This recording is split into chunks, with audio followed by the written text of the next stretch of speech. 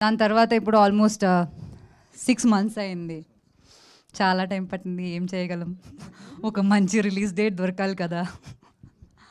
అది ప్రతిసారి మేమేదో ఓకే. ఇది మంచి డేట్ అవుతుంది. ఇప్పుడు రిలీజ్ చేస్తే బావుంటది అని అనుకుని మేము ప్రమోషన్‌కి అంతా రెడీ అయినప్పటికీ వేరే సినిమాలు వస్తాయి. పెద్ద సినిమాలు వస్తే మాకు థియేటర్ దొరకాలి కదా! దొరకట్లేదు.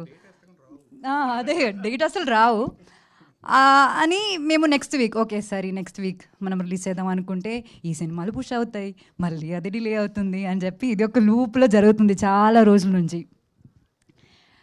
నిజం చెప్పాలంటే ఒక అమ్మాయి పిక్చర్ ఒక పోస్టర్‌గా వచ్చిందంటే అందరూ వెనక్కివెళ్ళిపోతారు.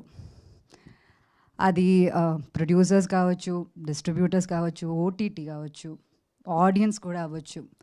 అందరూ వెనక్కి వెళ్ళిపోతారు. అది ఎంత మంచి సినిమా అయినా సరే అదంతే. అండ్ అది తప్పని నేను చెప్పట్లేదు కానీ అది రియాలిటీ. అండ్ ఆ రియాలిటీ చెక్కి నాకు ఇంత అండర్స్టాండింగ్ రావడానికి వచ్చిన సినిమా నా లైఫ్లో పరదా. పాస్ట్ ఫ్యూ ఇయర్స్ నుంచి, ఎస్పెషలీ పాస్ట్ 1 ఇయర్ నుంచి, మా సినిమా యాక్చువల్లీ ఒక 1 ఇయర్ ముందే రెడీ అయిపోయింది మొత్తానికి. పాస్ట్ 1 ఇయర్ నుంచి విజయ్ గారు, ప్రవీణ్ గారు వీళ్ళందరూ పెడుతున్న కష్టాలు నేను దగ్గర నుంచి చూస్తున్నాను. అండ్ కేపీ చెప్పినట్టు ఇది ఒక చిన్న సినిమా అని అందరూ చెప్తున్నారు కానీ యాక్చువల్లీ ఇది ఒక చిన్న సినిమా కాదు. బిగ్ బడ్జెట్ కాకపోవచ్చు కానీ మేము ఈ సినిమా ద్వారా చెప్పడానికి ట్రై చేస్తున్న మ్యాటర్ అది చాలా చాలా పెద్ద మ్యాటర్.